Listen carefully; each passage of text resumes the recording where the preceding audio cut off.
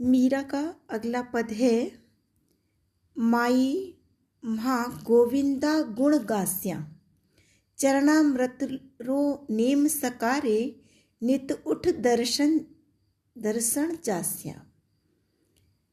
इसमें अपनी अनन्य भक्ति निष्ठा व्यक्त करती हुई मीरा अपनी सखी से कृष्ण का गुणगान करने के विषय में कहती हैं। तो मीरा कहती हैं कि हे सखी माई माँ गोविंदा गुण गास्या, कि मैं तो अब गोविंद के का ही गुणगान करूँगी, अर्थात उन्हीं के ही गुणों का गान करूँगी, उन्हीं की भक्ति में ही मैं निमग्न हो जाऊँगी। चरणामृत रो नेम सकारे नित उठ दर्शन जास्या। चरणामृत रो नेम सकारे, प्रातः काल में उनका नियम पूर्वक चरणामृत लूँगी और उठकर नित उठ दर्शन जास्या, और उठकर जागकर रोज ही उनके दर्शन करने का नियम निभाऊंगी। हरि मंदिर माँ निरत करावा, मैं तो भगवान कृष्ण के मंदिर में नृत्य करूंगी और घुंघरिया तमकास्या, और नृत्य के समय अपने पैरों के घुंघरू बजाऊंगी। श्याम राम नाम रो झांझ चलास्या, मैं कृष्ण के नाम पर झांझ चलाऊंगी भो सागर तर जास्या, और इस प्रकार मैं इस संसार रूपी सागर से पार उतर जाऊंगी। यूं संसार बीड़रो कांटो गेल प्रीतम अटकास्या। मीरा कहती हैं कि ये संसार तो वैसे भी एक कांटों की बीड़ा है, मतलब ये तो बीहड़ का कांटा है, और गेल प्रीतम अटकास्या, और मैं इससे बचकर कृष्ण से ही प्रेम करूंगी। मीरा रे प्रभु गिरधर नागर गुण गावा सुख पास्या। और मीरा कहती हैं कि मेरे तो कृष्ण ही प्रभु हैं, मैं उनके गुणों को गाकर ही गुणगावा सुख पास्या, मैं उनके गुणों को गाकर ही सुख प्राप्त करूंगी। कहने का अभिप्राय ये है कि ये संसार तो एक कष्टदायक है, यहाँ दुखी दुख है, केवल भगवान की भक्ति ही सुख प्रदान करने वाली होती है। पग बांध घुंघरिया नाच्यारी, लोग कहा मीरा भई बावरी, सासु कहा कुल नासीरी। इसमें मीरा ने जब अपना घर छोड़ दिया था, त्याग दिया था, तब उसके घर वालों ने उसके विषय में जो कुछ कहा उसका वर्णन इस पद में है।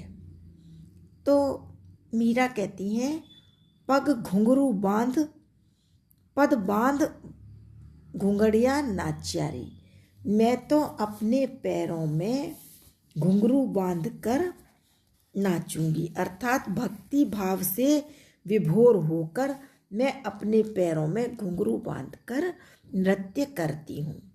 लोग कहें मीरा बावरी, और लोग तो कहते हैं कि मीरा पागल हो गई है। सासु कहा कुल नासीरी, और सास कहती हैं कि मीरा कुल का नाश करने वाली है। विशरो प्यालो राणा भेजियो, और राणा को भी मेरा व्यवहार अच्छा नहीं लगता, इसलिए उन्होंने भी मेरे लिए विशरो प्यालो राणा भेजियो, विष से भरा प्याला राणा ने भेजा, पीवा मीरा हासारी, और उन्होंने सोचा मीरा इसको पीकर अपनी लीला जीवन लीला समाप्त कर देगी, लेकिन मैं तो उसको पीकर भी हंसने लगी। तनमन वार्या हरि चरणामा दर्शन अमृत प्यासारी, और मैंने तो अपना तन और मन ईश्वर के चरणों में ही समर्पित कर दिया है, अर्थात कृष्ण भगवान के चरणों में मैंने अपना तन और मन समर्पित कर दिया है। दर्शन अमृत प्यासारी, मैं तो उनके दर्शन रूपी अमृत का पान करूंगी। मीरा रे प्रभु गिरधर नागर, थारी शरणा आश्चर्य। और मीरा कहती हैं कि हे मेरे प्रभु कृष्ण, मैं तो आपकी ही शरण में आऊंगी। मेरा इस संसार में आना अन्य कोई महत्वपूर्ण कार्य नहीं करना है। मुझे केवल इस संसार में आकर अपने आराध्य के प्रति ही समर्पित रहना है।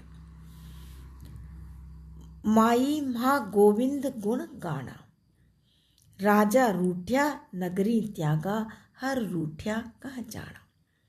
इसमें मीरा ने राणा द्वारा विष और सर्प भेजे जाने आदि का उल्लेख करके कृष्ण भगवान के भजन के महत्व को ही वर्णित किया है। तो कहती हैं माई महा गोविंद गुण गाना। मीरा कहती है मुझे तो गोविंद का ही गुणगान करना है, वही मेरे लिए एक मुख्य कार्य है। क्योंकि राजा रूठा नगरी त्यागा, यदि राजा रूठ जाए तो हम उसके नगर का त्याग कर सकते हैं। लेकिन हरि रूठा कह जाना, लेकिन यदि ईश्वर नाराज हो जाए तो व्यक्ति कहाँ जाकर उनके क्रोध से बचाव करे। ईश्वर तो चारों तरफ विद्यमान है, इसलिए हम कहीं भी नहीं जा सकते उनसे बच के। राणा भेजा विषरो प्याला, और मीरा कहती है कि राणा ने मेरे लिए जो विष का प्याला भेजा था, चरणामृत पी जाना, वह तो मैंने ईश्वर का चरणामृत समझकर पी लिया।